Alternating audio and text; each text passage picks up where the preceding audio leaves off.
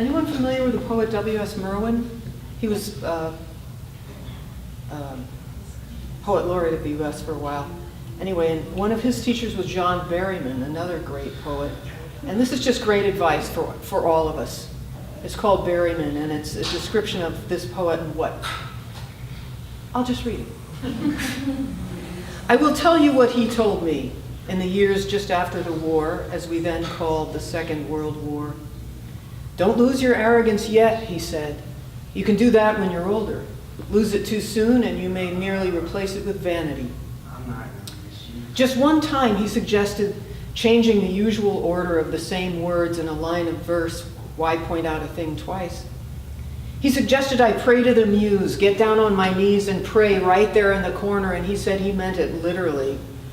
It was in the days before the beard and the drink, but he was deep in tides of his own through which he sailed, chin sideways and head tilted like a tacking sloop. He was far older than the dates allowed for, much older than I was. He was in his 30s. He snapped down his nose with an accent I think he had affected in England.